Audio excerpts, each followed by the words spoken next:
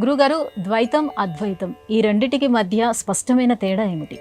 రూఢిగా మనం చెప్పాలి అంటే ద్వైతము అద్వైతము ఈ రెండు ఒకదానికొకటి వ్యతిరేకమైనవి. ద్వైతము అంటే రెండు ఉన్నాయి అని అర్థం. అద్వైతము అంటే రెండు లేవు ఒక్కటే ఉన్నది అని అర్థం.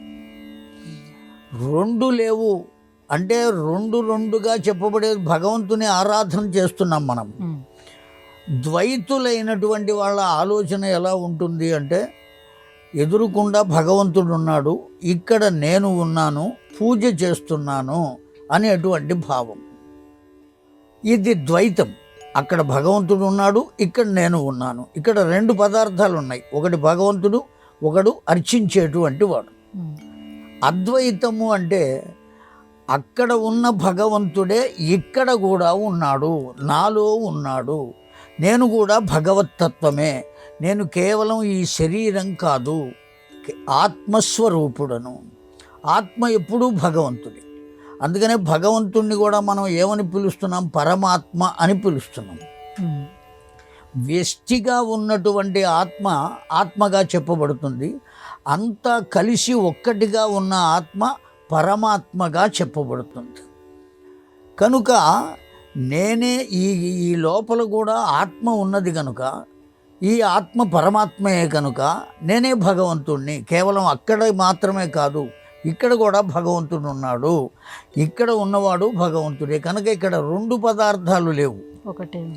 అక్కడ ఉన్నదే ఇక్కడ కూడా ఉన్నది అనేటువంటి భావన ఎప్పుడు కలుగుతుంది అంటే ఆ ఆరాధన చెయ్యగా కొంతకాలానికి ఆ ఉన్నటువంటి తత్వం ఈ లోపల ప్రవేశిస్తుంది. ఆ ప్రవేశించినప్పుడు తనకు తాను అర్థం చేసుకోగలుగుతాడు, నేనే భగవత్ స్వరూపుడను, ఇంకొకటి ప్రత్యేకంగా ఎక్కడా లేదు అనేటువంటి భావన ఎప్పుడైతే కలుగుతుందో దాన్ని అద్వైతము అని అంటారు. ద్వైతము అంటే రెండు ఉన్నాయి అని, అద్వైతం అంటే ఉన్నది ఒక్కటే అని.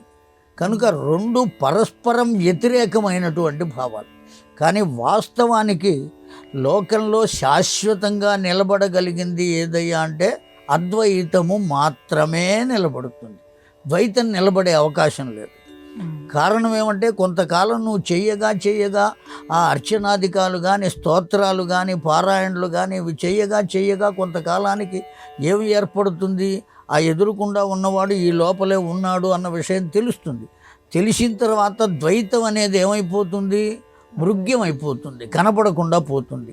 కనుక శాశ్వతంగా మిగిలేది ఏది అంటే అద్వైతము మాత్రమే. కనుకనే శంకర భగవత్పాదుల వారు ప్రతిపాదించినటువంటి సిద్ధాంతం అద్వైత సిద్ధాంతం. కేవలం ఆయన మాత్రమే ప్రతిపాదించలేదు, శంకరులకు పూర్వం నుంచి కూడా ఉన్నది. వేద ప్రతిపాదితమైనటువంటి సిద్ధాంతమే అద్వైతము, వేద బాహ్యమైనటువంటి సిద్ధాంతమే ద్వైతము. అంతే.